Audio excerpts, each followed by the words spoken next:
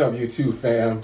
Tasha and Todd back with I guess a funny video. Yeah, it's funny to me. We're talking about the worst jobs that we've ever worked, worst job experiences. So, guys, make sure before you watch this video, subscribe, share all across social media. And if some reason you don't have social media, then share anyway. So you can always pick up the phone and tell someone else about the video. Reach out and touch someone. Yeah, but so if you find out during the video that you like this video, please hit the thumbs up. But there are some people, when we first put the video out, just like a split second or two after the video is published, then there's already a thumbs down on the video. It's totally fine. So, yeah, but that's cool. I'm like, wow, you didn't watch the video, but you gave us a thumbs down already. Whatever. So, but, so we're going to talk about our worst jobs, and I'll let the queen is going to go first, so. Oh, okay. So, the first job that I want to talk about that was the worst job. It was like was it my first job? It was my first job. And it was at a senior retirement home. Okay, it wasn't 1,000% terrible, but for one thing about me is that I hate working in food service. And it was like it was like food service and, doing waitressing at the same time. So it was just not for me, but I was excited because, I was 14. I've been working since I was 14.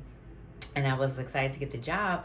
Then I got there and they kept assigning me to this same grumpy old man. Bless his soul. He had Alzheimer's disease. I didn't really know that. All I just know is that everybody that was assigned to that table, he would scream at them so horribly. But for some reason, they kept assigning me to the table. And I was so frustrated. He wasn't really, I kind of knew how to handle him. And that's what I found out later is I went in the office. I was so mad. And I told my boss, I was like, why do you keep assigning me to this section? And he was like, he closed the door. And he was like, because you're the only one that can handle him. It's like, well, don't make my work experience terrible because of that. But nothing against food service, but it's not for me. I had to wait I had the biggest section. All of these, bless their souls, old people, and they're slow and everybody's trying to get their food out fast. And I was like always the last one because I had the biggest section because the grumpy old man was the only one, I was only able to handle him. And on top of that, they didn't give like your raises out the right way and stuff. And it was just, I just, no, it wasn't for me. So that right there, that was one of the worst jobs I've had. That wasn't for you? No, it wasn't for me. Why were you working there? Because I was 14. I was like, okay. Actually, the reason I worked there is because my other friends got in there, and they were just like, "Oh, come over here." They hire people that are young because we're only 14, and so I got there, and it was just like, it just wasn't for me. So, yeah, bless your souls. I don't know, just couldn't do it. And you were only 14? I was 14. Wow. Yeah. Sure. 4 years goes by so fast. Wow. No, but so this job I had, oh my goodness, was crazy. So I was working in this warehouse, right? And I can't remember exactly the job details, but I know it was something to do with, we were like, I guess like separating parts or something, maybe like car parts or whatever.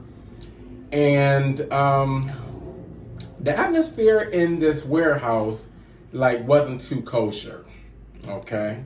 It wasn't too kosher at all. So the workers, we were doing this hard labor or whatever you want to call it, separating these parts and everything else. But so one of the things that got my attention was, so the big group of workers were black folk. So we were all working and separating parts and hanging parts and packing parts and part and everything else. So, but it was real quiet. I'm like, man, okay, goodness, why is it so quiet? Okay, so everybody's working everything. So I'm working. So was a young lady next to me. She's working too. It was kind of almost like in a, almost like an assembly line type formation, but the formation was more or less like if you ever like watch people do the hustle. That's the formation it was in. That's kind of how we were lined up, but we were all packed together like in this, certain formation. And so now we was talking, and so I'm doing my work, and I didn't like to work in the first place, but hey, I needed the money, and but it just something didn't feel right in the air. I'm just like, okay, so, but now I'm thinking, well, maybe I understand that. Okay, we're here to do a job, we have to work, blah blah. We can't be messing around. I totally get that. So I'm working, and I'm striking up conversation. With another young lady, another worker.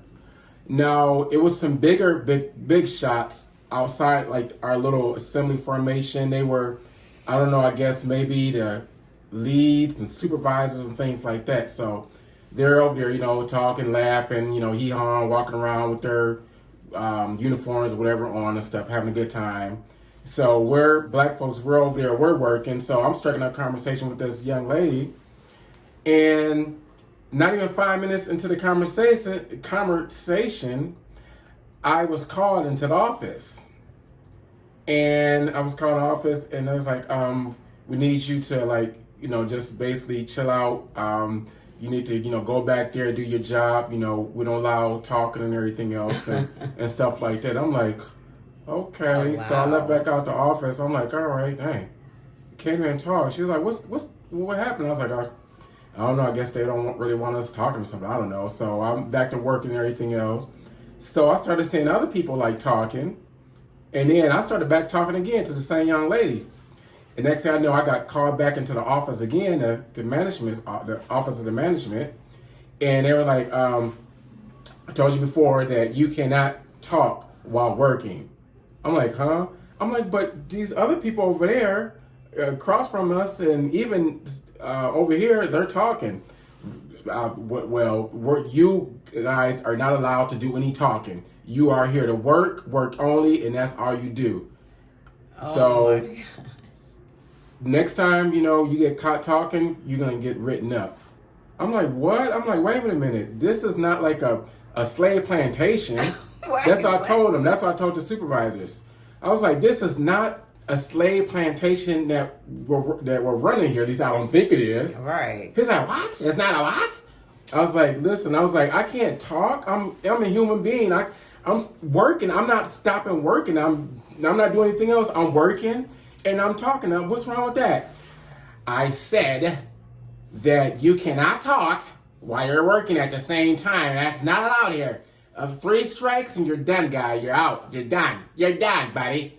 And I'm like, no, I'm not going to take this. Like, you treat me because I'm black, and you treat me wrong like this because I'm a black guy in this. I hate to throw the race card, but that's what it felt like. I was like, but these other people are talking, walking around, where they're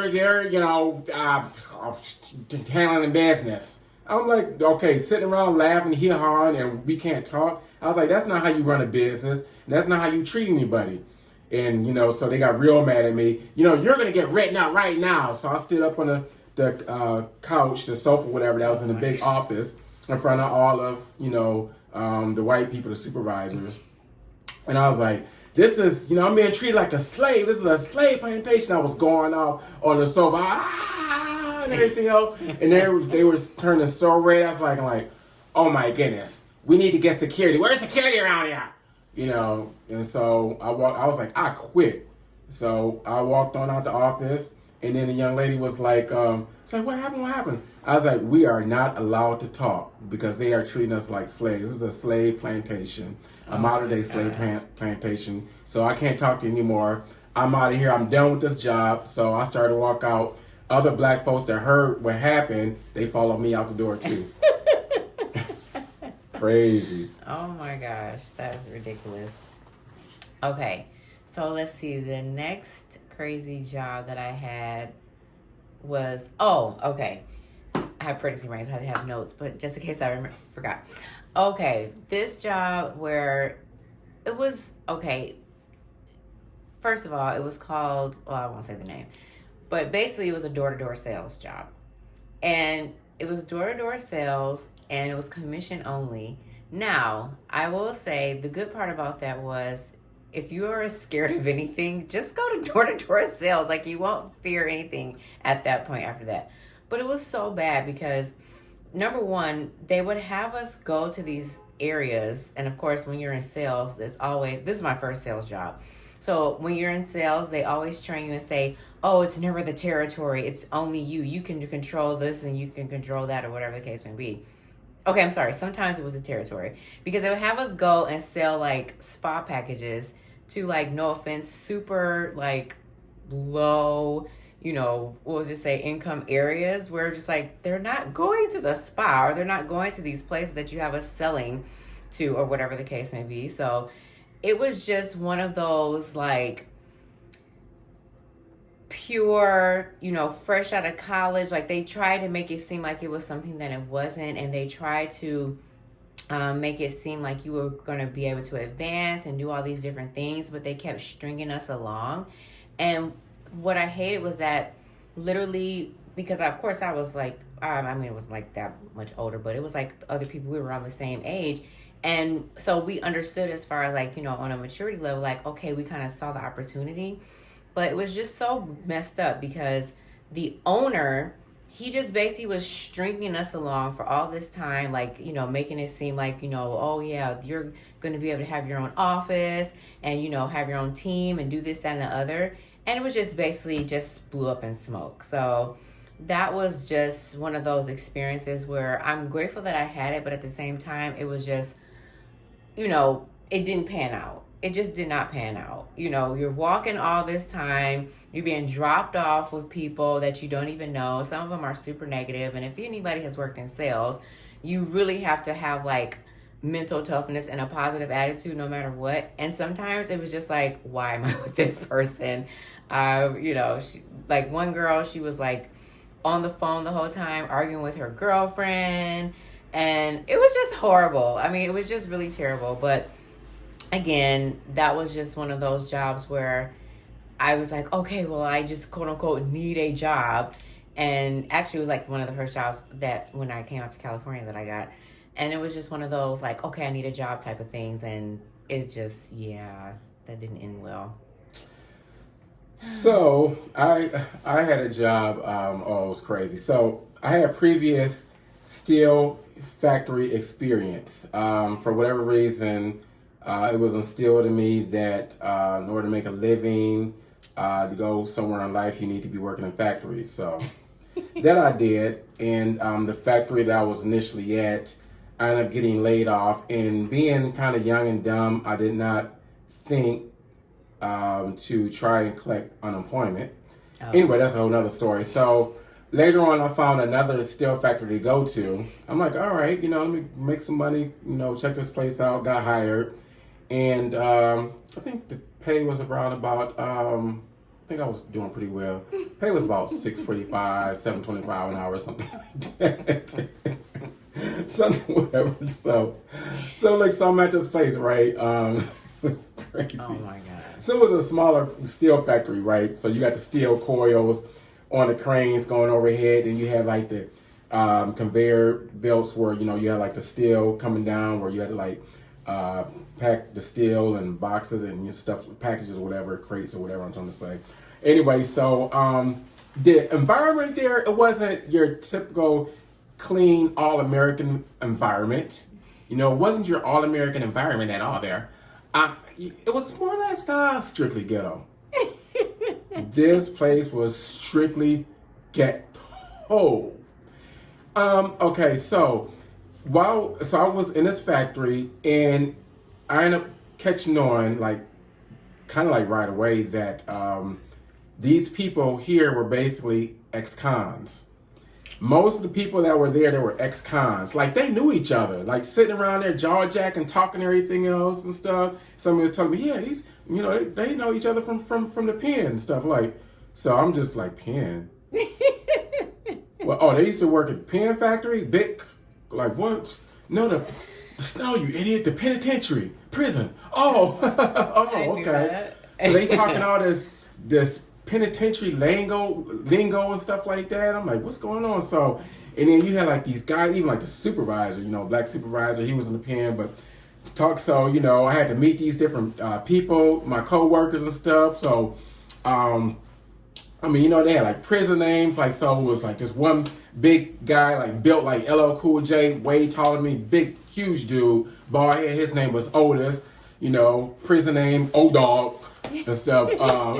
And then you had, you had Jay. Let's see, that was Jaws. And then who else do we have? Oh, and then we had the ringleader, who I thought was the supervisor for a while there. This guy, he was like real short, like he seemed to be running the show, like giving, everybody orders, and they like, just taking orders from him, whatever. But kind of find out he wasn't the supervisor, but his name or nickname was Short Dog and stuff. Real short guy and everything else. Always looking mean and evil. So like every time I turn around, oh man, watch out, here comes Short Dog. Here comes Short Dog. You better make sure you on your stuff. Here comes Short Dog. Oh, Short Dog comes. Oh, hey dog, Short. Here comes Short. Oh, this nigga Short. I'm like, damn, what's going on? So then was this one, black female. She worked in the office part, whatever. So every time she would step out of the office into like the warehouse factory area, basically all the guys like in the factory would be raping her with their eyes and stuff, And I used to think, this sister is so brave to come out here. All these hungry lions out there. When she would come out there, work would literally stop, come to a halt, and they would just stand there. Seriously, I feel like I was in prison. They would stand there just looking at it just like, you got a fair stuff, whatever, Anyway, but it was crazy. So, yeah. And so it was this guy named, so O-Dog or Otis, whatever. So I was like always a tough person, like always tough-minded, whatever. I didn't always take these. I like had like a billion fights, like when I was a kid, like kind of growing up, whatever. And so I'm in this factory, so working this assembly line over there with the steel and everything else. So I was supposed, this guy's supposed to be training me, whatever, on their system of doing things. So anyway, but he's talking to me like I'm a kid, like I'm a dog and everything else. Well, what you doing? Man, I'm not going to tell you again. Do that. No, don't do it that way. Do it this way. No, don't do it that. Do it. I said do it this way. He was talking to me just like trash. And so this big old, everybody was scared of him. Everybody was scared of Otis. Like, Otis said something, do it this way, you better do it. Otherwise, you're done. So Otis trying to tell me, how to do whatever I was doing. And I went off on him. I said, wait a minute. I was like, look, you don't talk to me. I was like, you don't talk to me like I'm a kid. He shut that assembly line down, the red emergency button. He's like, what the F did you just say? I said, this when I was back in my cursing days. I was like, you don't tell me what to do. I was like, you are not my mother. All right? So you got a problem? Like, what? So, what the F you gonna do? So my little, work jacket, I took that off, zip, and I got up in his face, and it was a trip because I didn't realize until all of a sudden I saw through my peripheral vision, it was a huge crowd just, crowding around us, and like the people, the jailbirds, they're looking at me like, oh shoot, what? They were looking like they never seen this before. This short guy compared to that 6'2" guy. Oh man, he's standing up to him, and I was going off and stuff. We almost came to blows and everything. So I'm trying to get at him, and so one of the supervisors came and got in front of us and everything. But I had my hand in his face, finger in his face. I was like, I'll knock you on, I'll start, and everything else, whatever and stuff. And then after that was over with, quietly people were like giving me praise for about to fight this Otis guy. That's like, man, you got a lot of balls and stuff and everything else. It was like real crazy. So, but it was a crazy hard job, hard sweat. I had to almost fight some jailbirds. So that was one of the worst jobs that I ever had. So this is why the Bible. This is why the Bible says, "He that finds a wife finds a good thing," because he doesn't do those things anymore. No, but it's crazy though. But it was crazy because I hated that job so much, and another reason why I hated it because I could barely even keep my eyes open at the job because the night before I would stay up late and everything else. And so I would go sneak in the bathroom right there, nasty, public smelling bathroom. So I would go sit up there so they couldn't see my feet down there, whatever, because I knew, people know that game, whatever. You sit, act like you sit on the toilet and they can see your. So this time I would sit on the back of the toilet and my feet would literally be on top of the toilet bowl. So I'll just be back there just sleep.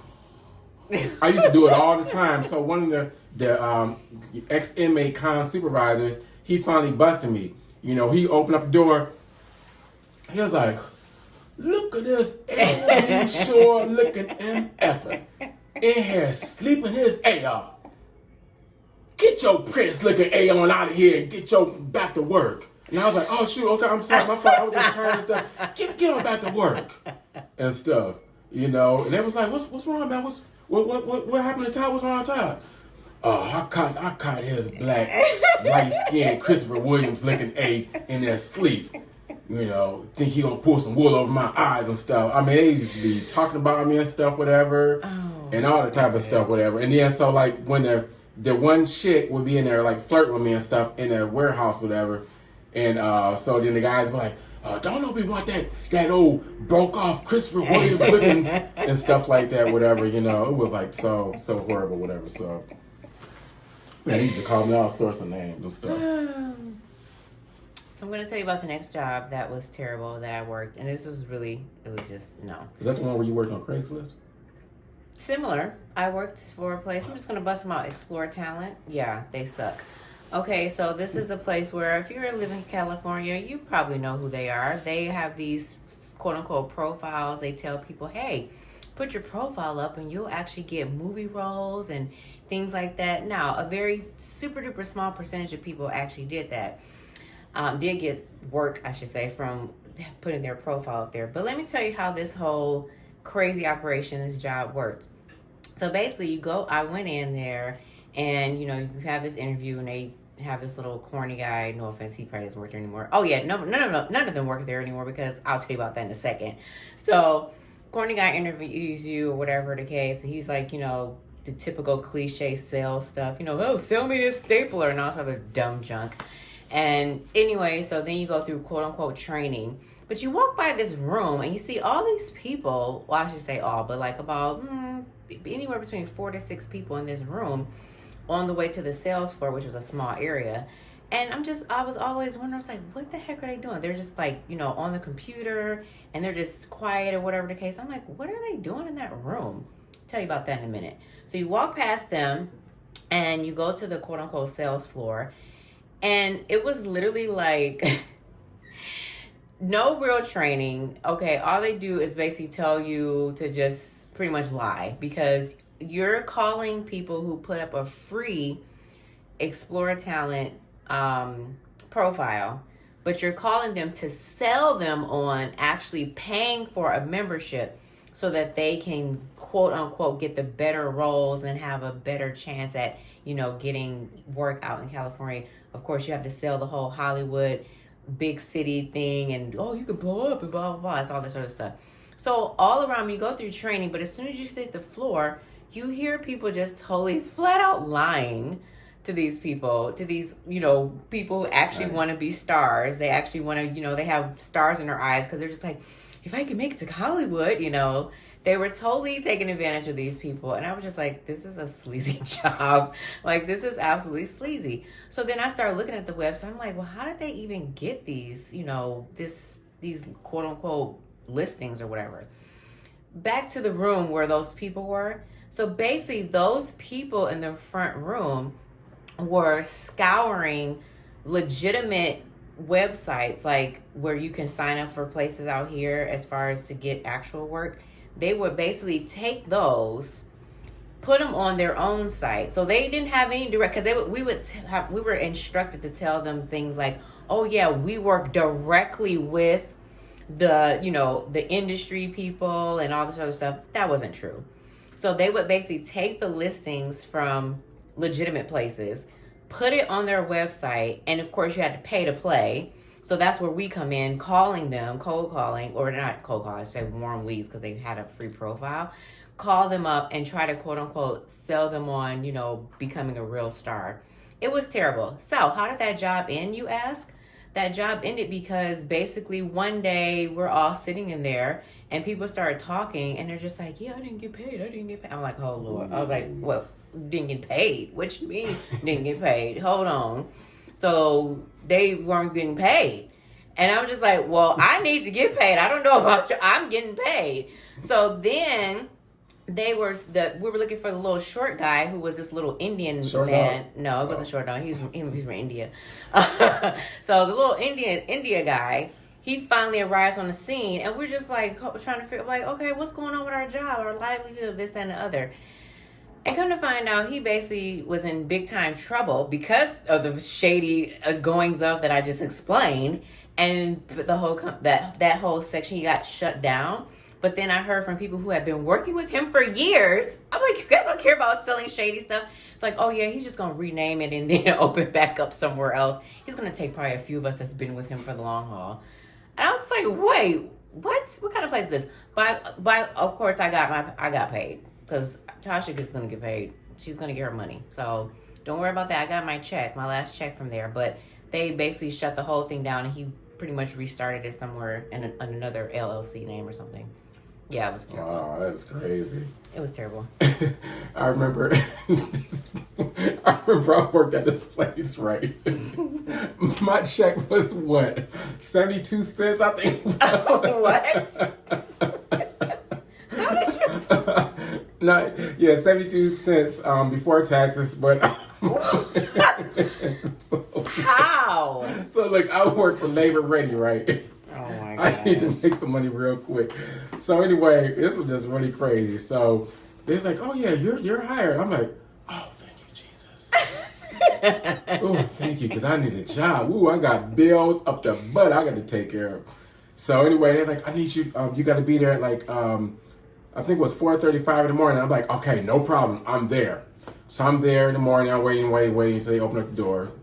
Labor Ready, and so then, of course, I didn't know. I just thought Labor Ready. I just knew Labor Ready, found you work real quick where you can get paid, the same week or whatever the case might be. So, anyway, so I didn't know what job I was supposed to be doing or anything. So next thing I know, everything opened up, and this guy was going around. There was a few people going around, and they were giving people assignments on things that they're supposed to do. So nobody really came over and gave me an assignment, except for they were like, okay, so you're going to get on this bus. So I got on this cheese bus, right? This big, long cheese bus. Oh my god. And it was packed with, a bunch of us black folk. So we were on the cheese bus. And for some reason, it felt like, I don't know, it felt like I was on a prison bus or something. So anyway, I don't know where in the heck we were going. So then next thing I know, we are arriving at Waste Management in one of the big old fields where Waste Management does their business at. So in other words, what I'm saying is that it was a big old giant field with trash everywhere, a big dump with just trash everywhere. I mean, this thing was bigger than 2 football fields. That's how huge it was. It was just massive. It was trash everywhere. So as we're getting off the bus, then the guy, we're getting off the bus. The guy's handing each and every one. Here's your trash bag. Here's your trash bag. Here's your trash bag. And everybody trash bag. And we had to literally go in this big old dump and pick up all the trash and put it in a bag. And then after the bag was full, we had to go get another trash bag, and we had to keep filling the whole thing up. We had to stay there until the whole big giant field dump was clean, no ounce of trash. But isn't it a dump? Isn't that what you're supposed to do? I'm confused. I quit. I quit. After picking up about maybe 5, 10, 15, 20 pieces, I was like, I'm done. I quit. But how did you get back if you had to ride the cheese bus out there? Dang. Yeah, how do we get back? I think we got a lift from somebody or something. I think we got a lift from somebody else. I think may have quit or whatever. Yep, but that's how I got back. But that was like one of the worst jobs I've ever had. Okay. I think it was like 72 cents before taxes. I think it came out to be, I don't know, 20-something cents, whatever. What I'm gonna do? Cash? How am I supposed to cash that? What I'm gonna do? Buy 1 cent bubble Look gum at for that, that? just like- She whiz. Oh my gosh. Okay. So the last terrible job that I can think of. Oh yeah. Okay. So this is gonna sound. Well, I don't know how it sounds, but to me, it was one of the worst jobs, and that was in-home health care. Now, okay, pause. I'm saying that because those type of jobs are not for everyone, and though there were good aspects of it in terms of like, okay, you know, helping people out, and it wasn't like every assignment was terrible as far as that's concerned, because obviously you're helping elderly people or people who are, well, just pretty much elderly people. At least those were the assignments I had. But I'm going to talk about one specific one, okay? This one was the worst, and at this point, I think this was the last assignment that I went on. Oh, now, at this time, we had just got our new car, and you know how you get a new car, it was like really brand new, and you have that nice smell good, that new car scent. Well, that all went away, and I'll tell you about that in a second as to why. So get to the lady's house. I'm like, oh, okay. She lives in Beverly Hills. So she was, you know, one of those type, which not all people are, but she definitely was. So get there, pull up to the driveway, and she's like already standing out there looking like, well, you know, no offense, typical ratchety old lady. And I was just like, oh gosh. So pull up, and she's like, oh, are you from the place, you know, XYZ place? And I'm like, yeah. And she was like, oh, okay. Well, is that your car? I was like, yeah. So she's like, oh, well, that you know, that's a nice car. I was like, oh, okay, thank you. So go inside, and her house was really nice or whatever the case. You know, you could tell that they had some, you know, money and stuff. So go in, this is where you have to like clean and maybe sometimes cook food and stuff like that. Mainly, of course, I was there for cleaning. So I get in there, and I'm just like, okay, you know, it all starts out nice in the beginning, and then their real colors tend to show. So get there, I'm cleaning or whatever the case may be, and she has me vacuuming the front room. And I made a mistake, and I guess in her eyes, I bumped the furniture or something like that when I was vacuuming. And all of a sudden, she's just like, what are you doing? That is not how you vacuum. You don't bump into the furniture like that. You're going to tear it up. And I was just like, okay, I'm sorry. I was just like, it's a vacuum cleaner. Like, sorry, I'm just trying to. So I'm like, okay, that was incident number one. I'm just like, all right.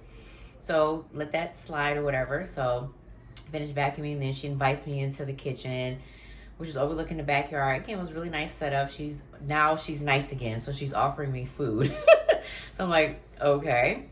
Go back the next day. And this particular day, now we have to go out. Because, sometimes you have to take them to places like CVS or, I should say the pharmacy, not necessarily that particular place, but go to the pharmacy or whatever. So we go to the pharmacy, and she's confused, no offense, and I'm getting instructions from person that works there and stuff. And she's like, I'm talking to the lady, and she's like, wow, you have such, she's like giving me a compliment as far as like proper diction and stuff like that. I'm just like, am I supposed to talk ghetto because I'm black? But whatever. So I was just like, okay, thanks. And so then we go to the farmer's market because she wants to get, I think it was like a coffee and a donut or something. So we go to the farmer's market, and this is where it all just went to heck in a handbasket because she completely and totally embarrassed me in front of everybody. And I just basically was like, oh my gosh. So we get there, and she's like complaining in the car. Oh, the smell. There we go. The reason the smell went away, this new car smell, because she had this really, really, really strong old lady perfume on. Yeah. And the smell stayed in the car for like a couple weeks. It was just that bad. And Todd was just like, what is that smell in here?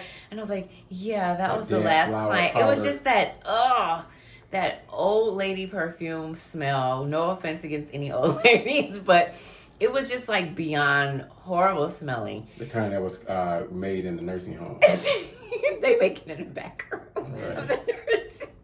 Okay, the facility. So we're in the car, by the way, and we're on the way to farmer's market, and I'm smelling this smell of her perfume, and I'm trying not to get nauseous, and I'm just like, oh my gosh. So we get there, we sit down, she has me to order her food, or whatever, her coffee and stuff.